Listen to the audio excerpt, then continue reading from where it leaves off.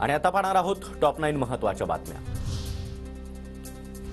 भाजप आमदार गणपत गायकवाड यांच्या समर्थकांच्या अडचणीमध्ये वाढ। गोळीबारापूर्वी रस्त्याच्या भूमिपूजनादरम्यान शाळेतील पालक आणि गायकवाडांच्या कार्यकर्त्यांचा वाद झाला होता। संदीप तांबे यांच्यासह अन्य दोघांविरोधात कारवाई होणार। निवासी डॉक्टर गुरुवारपासून संपावर। मान्य झालेल्या मागण्यांची अंमलबजावणी होत नसल्याने राज्यातील निवासी डॉक्टर संघटना गुरुवारपासून संपावर जाणार।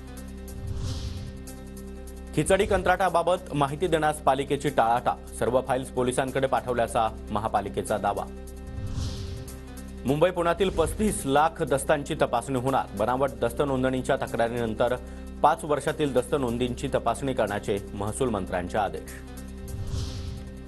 बिगर बासमती आणि तुकडा तांदळाच्या निर्यात बंदीमुळे बासमती तांदळाच्या निर्यातीमध्ये मोठी वाढ।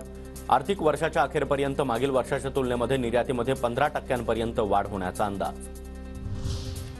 नवी मुंबई विमानतळाच्या रडारला ग्रीन सिग्नल। धाकले आयलंडवर यंत्रणा बसवण्यामध्ये केंद्राची अटी आणि शर्तींवर परवानगी। 2025 पर्यंत नवी मुंबई विमानतळावरून विमान उड्डाण करण्याचा संकल्प। भारतीय रेल्वेकडून प्रवासी रेल्वे गाड्यांमध्ये विस्टाडोम डब्यांची संकल्पना। मध्य रेल्वेतील 6 रेल्वे गाड्यांना विस्टाडोम डबे जोडले जाणार। कांदा उत्पादकांची कुचेष्टा केल्याचा शेतकरी संघटनेचा आरोप। निर्यात बंदी उठवल्याच्या अधिसूचनेची प्रतीक्षाच।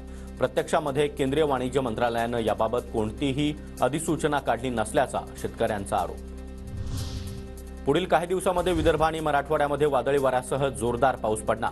काही ठिकाणी अवकाळी पावसाच्या सरी देखील कोसळणार, हवामान खात्याचा अंदाज।